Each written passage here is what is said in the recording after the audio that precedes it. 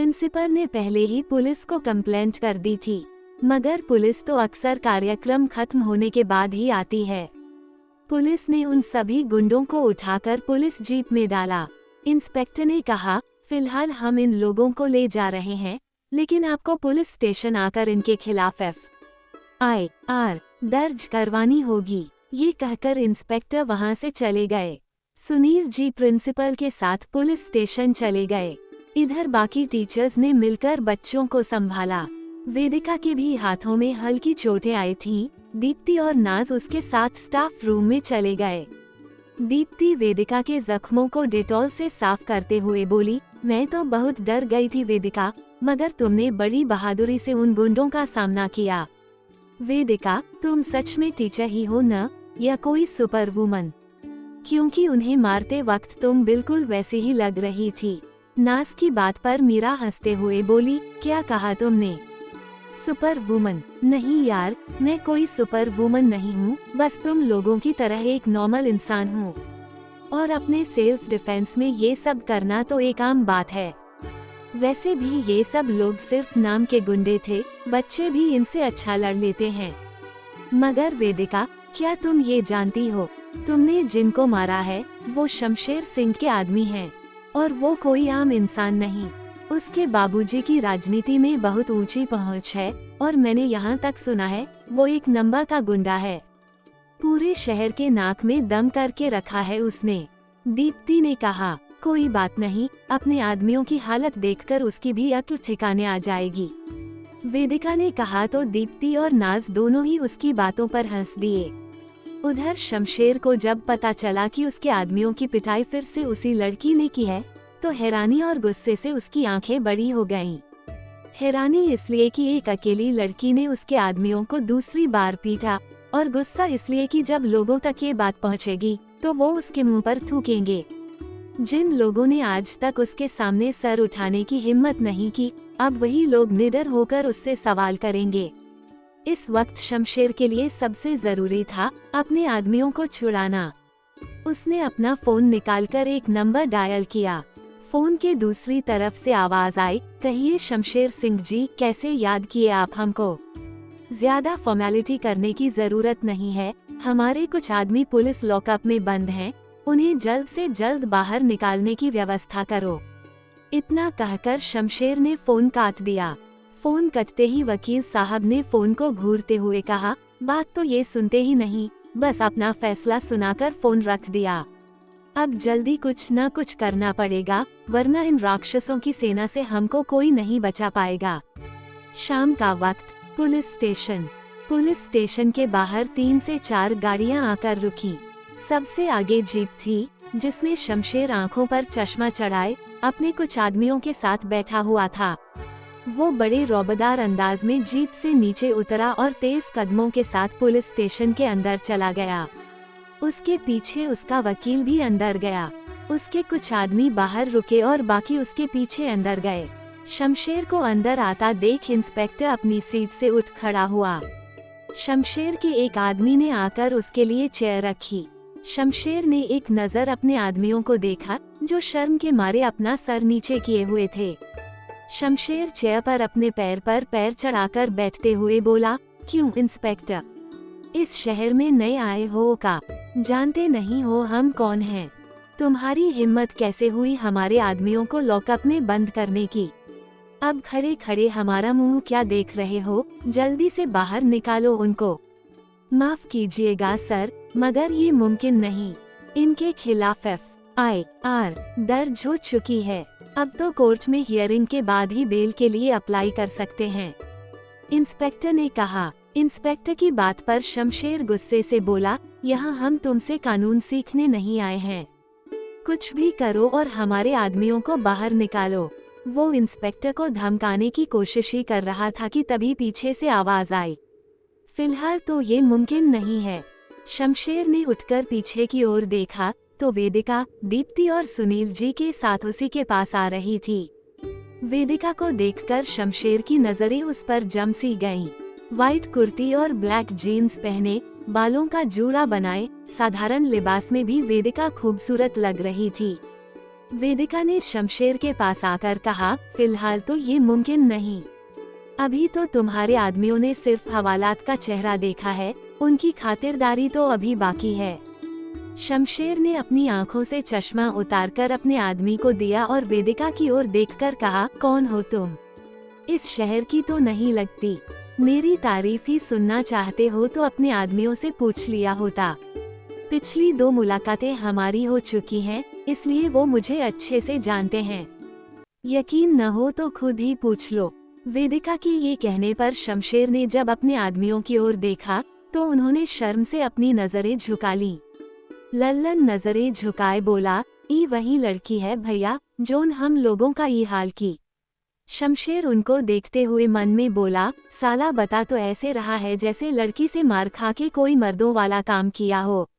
शमशेर वेदिका की ओर देखकर बोला, कमाल है, यहाँ हमारे नाम से पूरा शहर डरता है और तुम हमारे ही आदमियों को पीटने के बाद हमारे सामने ये सब कह रही हो। तुम्हारी हिम्मत की तो दाद देनी पड़ेगी। अब जो हुआ सो हुआ, इस बात को यहीं खत्म करो। तुम ठहरी लड़की जात, बात आगे बढ़ेगी तो तकलीफ तुमको ही होगी। शमशेर की ये कहने पर वेदिका ने गुस्से से उसे देखते हुए कहा, तकलीफ किसे होगी, ये तो आने वाला वक्त ही बताएगा। अगर दम है तो लगाएरी चोटी का जोर और छुड़ा लो अपने आदमियों को। वो क्या है न, पुलिस FIR दर्ज कर चुकी है। अब बिना कोर्ट हियरिंग के बेल के लिए अप्लाई नहीं कर सकते। आज फ्राइडे है और शाम के 6 बज रहे हैं। कोर्ट तो अब तक बंद भी हो चुका होगा। कल सैटरडे, फिर संडे 2 दिन कोर्ट बंद रहेगा। मंडे तक तो बेल होने की कोई संभावना ही नहीं है। अब तुम्हें तो कानून की इतनी समझ होगी नहीं तो अपने वकील से ही पूछ लेना। और तुम्हें कानून की समझ होगी भी कैसे? किताब खोलकर कभी पढ़ा होता तब न। सिर्फ पैसों के दम पर हासिल की गई डिग्रियों से ज्ञान नहीं मिलता, उसके लिए पढ़ना पड़ता है। दिन रात खून पसीना बहाकर मेहनत करनी पड़ती है। पैसों के दम पर हासिल की गई डिग्रियों की कीमत रद्दी से ज्यादा कुछ नहीं होती। ए लड़की, तू जानती भी है किससे बात कर रही है? जैसे ही शमशेर के आदमी ने ये कहा, तभी उसके गालों पर एक जोरदार तमाचा पड़ा। ये थप्पड़ उसे वेदिका ने मारा था, वो भी शमशेर के सामने। वो आदमी तो बस अपने गाल पर हाथ रखे आंखें फाड़े वेदिका को ही देखे जा रहा था। वैसे भी शमशेर की बेइज्जती करने में वेदिका ने कोई कसर नहीं छोड़ी थी, इसलिए गुस्से से लाल आंखें लिए वो वेदिका को घूरता हुआ बाहर जाने लगा। उसने रुककर वेदिका से कहा, आज की मुलाकात तनिक अधूरी रह गई, बहुत जल्द हम फिर मिलेंगे। ये बोलकर वो वहाँ से निकल गया। वैसे भी शमशेर की बेइज्जती करने में वेदिका ने कोई कसर नहीं छोड़ी थी, इसलिए गुस्से से लाल आंखें लिए वो वेदिका को घूरता हुआ बाहर जाने लगा। कुछ सोचकर वो रुका और वेदिका की तरफ मुड़कर बोला, आज की मुलाकात तनिक अधूरी रह गई, बहुत जल्द हम फिर मिलेंगे। ये बोलकर वो वहाँ से निकल गया। वेदिका बाकी सब के साथ इंस्पेक्टर साहब के पास आकर उनसे बोली, कम से कम अपनी वर्दी की इतनी तो रिस्पेक्ट कीजिए इंस्पेक्टर, कि किसी भी गुंडे मवाली के सामने आपको अपनी कुर्सी छोड़कर खड़ा न होने पड़े। इंस्पेक्टर ने उसकी बात का जवाब देते हुए कहा, देखिए मैडम, जरा तमीज से बात कीजिए। आप इस शहर में नई हैं न, शायद इसलिए ऐसी बातें कर रही हैं। जितनी जल्दी आप यहाँ के कायदे कानून जान लेंगी, उतना आपके लिए अच्छा होगा। आप समझ जाएंगी कि जिनसे आप भिड़ रही हैं, वो कोई आम इंसान नहीं है। पुलिस तो जनता की रक्षा के लिए होती है और आप तो हमें ही डराने की कोशिश कर रहे हैं। दीप्ति के कहने पर इंस्पेक्टर ने कहा, देखिए, मैं आपको डरा नहीं रहा हूँ, बस आने वाले खतरे से आपको आगाह कर रहा हूँ। पुलिस का ये भी कर्तव्य होता है कि आने वाली मुसीबत से पहले लोगों को चेताए। आपकी नसीहत के लिए आपका बहुत बहुत शुक्रिया इंस्पेक्टर। हम बस इतना चाहते हैं कि आप पूरी ईमानदारी से इस केस को हैंडल करें। ये कहकर वेदिका दीप्ति और सुनील जी के साथ निकल जाती है। उधर पुलिस स्टेशन से बाहर आने के बाद शमशेर अपने जीप के पास पहुंचता है। उसका चेहरा इस वक्त गुस्से से लाल था। उसके पीछे उसका वकील भी आता है। वकील इससे पहले कुछ कहता, शमशेर उसके गालों पर एक जोरदार तमाचा जड़ देता है। वकील तो बस आंखें फाड़े उसकी ओर देखता रह जाता है। क्या देख रहे हो बे, ज्यादा घूरो नहीं, वरना आंखें निकालकर गोटियां खेलेंगे। साला, हम तुमको काहे अपने साथ रखे हैं, ताकि सबके सामने तुम हमारी बेइज्जती करवाते जाओ। काहे नहीं हमको ये सब पहले बताया, जो हमको वो लड़की ताने मार मार कर बताए। शमशेर गुस्से से अपने दांत पीसते हुए आगे बोला, 1 मिनट, कहीं तुम भी हमारी तरह पैसों के दम पर तो डिग्री हासिल नहीं किए हो? अब कुंछों बोल काहे नहीं रहे, मुंह में जुबान नहीं है का?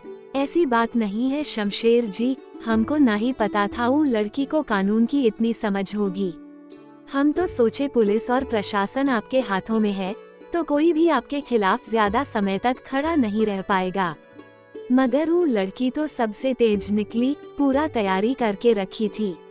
वकील के ये बोलने पर शमशेर उसे घूरते हुए बोला, अब खड़े खड़े हमरे सामने वो की बड़ाई ही करते रहोगे या वो का कोनो तोड़ भी निकालोगे? शमशेर ने ये बात काफी गुस्से में कही, जिसके बाद वकील ने कुछ सोचते हुए कहा, ईगो रास्ता है। जोन आदमी एफआईआर दर्ज करवाया है, अगर वो अपनी कंप्लेंट वापस ले लेगा तो आपके आदमियों को बाहर निकाला जा सकता है। मगर कोर्ट 2 दिन बंद रहेगा, इसलिए हमें सोमवार तक इंतजार करना होगा। और ये काम सोमवार से पहले हो जाए तो ज्यादा अच्छा रहेगा।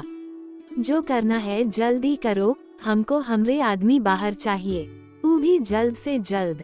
और हाँ, इस सब के बारे में हमरे बाबूजी को पता नहीं चलना चाहिए। ये कहकर शमशेर अपनी जीप में बैठ गया, साथ ही उसके आदमी भी बैठे। उनके जाने के बाद वकील ने कहा, ये भी अजीब इंसान है, फोन पर तो हमारी पूरी बात सुने नहीं, बोले जल्दी से यहाँ आ जाओ। अरे ऐसे में का तैयारी करके रखते, कानून कोनो हलवा है का? ऊपर से चांटा भी जड़ दिया। अच्छा सबक सिखाई वो लड़की इसको, सारी अकड़ जेब के अंदर धरी की धरी रह गई। रात का वक्त, वेद की हवेली। सावित्री जी नौकरों से कहकर रात का खाना टेबल पर लगवा रही थीं। बड़े ठाकुर ने चेयर पीछे खिसकाई और उस पर बैठते हुए बोले, बच्चे कहाँ हैं सावित्री जी, अभी तक आए नहीं। हमने भोला को भेजा है उनको बुलाने के लिए, वो लोग आते ही होंगे, तब तक आप खाए। सावित्री जी कह ही रही थीं कि इतने में गीत और विनय भी नीचे चले आए। वेद भी फोन पर बात करते हुए सीढ़ियों से नीचे उतर रहा था। सावित्री जी ने सबके लिए खाना परोसा और खुद भी बैठ गईं। बड़े ठाकुर ने गीत और विनय की ओर देखकर पूछा, आप दोनों का कॉलेज कैसा चल रहा है? दोनों ने हाँ में सिर हिलाकर कहा, अच्छा चल रहा है पापा। वहीं विनय की नजर जब वेद पर पड़ी तो वो उसे ही घूर रहा था, जैसे कहने की कोशिश कर रहा हो, वाह बेटा, जितना झूठ बोलना है बोल लो, कहो तो अभी पापा को सब सच बता दे कि तुम क्लास से ज्यादा समय कहाँ बिताते हो। विनय भी बेचारा सा मुंह बनाकर वेद को देखने लगा, जैसे कहना चाह रहा हो, इस बार माफ कर दो भैया, अगली बार से ऐसा कुछ भी नहीं करेंगे। विनय की हालत वेद समझ रहा था। उसने आगे किसी से कुछ नहीं कहा और चुपचाप खाने लगा। सब रात का खाना खाने के बाद अपने अपने कमरे में चले गए। रात का वक्त, वेदिका का घर। फिलहाल वेदिका ने घर में किसी को भी कुछ नहीं बताया था। वो नहीं चाहती थी कि कोई भी उसे लेकर परेशान हो। पार्वती जी ने वेदिका के हाथ पर लगी चोट के बारे में पूछा तो उसने बहाना बनाते हुए कहा, वो क्या है मम्मी, लाइब्रेरी में बुक्स रखते वक्त कुछ किताबें मेरे हाथों पर गिर गईं, बस उसी से थोड़ी चोट लग गई। बाकी सबने तो उसकी बात मान ली, मगर सपना को दाल में कुछ काला लगा। उसकी नजरों से बच पाना इतना भी आसान नहीं था। खाना खाते वक्त उसने कुछ नहीं कहा। खाना खाने के बाद सब कुछ देर हॉल में बैठे, फिर अपने कमरे में चले गए। वेदिका जब कमरे में आई तो सपना दरवाजा बंद कर उससे लगकर खड़ी हो गई। वो वेदिका को बस घूरे जा रही थी। उसे अपनी ओर ऐसे देखता पाकर वेदिका ने कहा, अब तुझे क्या हो गया, ऐसी हरकतें क्यों कर रही है? अब आप सीधे सीधे कुछ बताओगी नहीं तो यही सब करना पड़ेगा ना? क्या मतलब? अब ज्यादा अनजान मत बनो। मम्मी डैडी से तो आपने झूठ बोल दिया, लेकिन मुझसे नहीं बोल पाओगी। मैं अच्छे से जानती हूँ ये चोट किताबों की वजह से तो नहीं लगी। तो अब सीधे सीधे बताओ बात क्या है। वेदिका को अच्छे से पता था इस पागल से कुछ भी छुपाना आसान नहीं। जब तक ये सारी बातें नहीं जान लेती तब तक ऐसे ही परेशान करती रहेगी। वेदिका ने उसका हाथ पकड़ बिस्तर पर बिठाया और शुरू से लेकर अब तक की सारी बातें उसे विस्तार पूर्वक बता दी। सब कुछ सुनने के बाद सपना जोर से बोली, क्या? वेदिका ने उसका मुंह बंद करते हुए कहा, चुप हो जा मेरी माँ, अगर मम्मी डैडी ने सुन लिया ना तो अभी कमरे में आ जाएंगे। चल अब बता, क्या कहना है तुझे? इस वक्त भी वेदिका ने सपना के मुंह पर हाथ रख रखा था। सपना आंखें बड़ी बड़ी कर कुछ इशारा करने लगी। वेदिका को समझ नहीं आया तो उसने कहा, अब कुछ बोल भी या पूरी रात खामोश रखेगी। सपना ने उसे इशारा कर हाथ हटाने को कहा तो वेदिका ने जल्दी से हाथ हटाते हुए कहा, ओह सॉरी दी, इसका मतलब आपने सबको पीटा और जेल तक पहुंचा के आई। उस शमशेर सिंह की शक्ल तो देखने लायक हो गई होगी। अब तो सोमवार से पहले उसके आदमी बाहर आ ही नहीं पाएंगे। मगर दी, उसके बाद क्या? फिलहाल तो अभी सोचा नहीं, तब की तब देखेंगे। इस वक्त मुझे नींद आ रही है, मैं तो चली सोने। वेदिका ने चादर ओढ़ते हुए कहा, लाइट बंद कर और तू भी सो जा।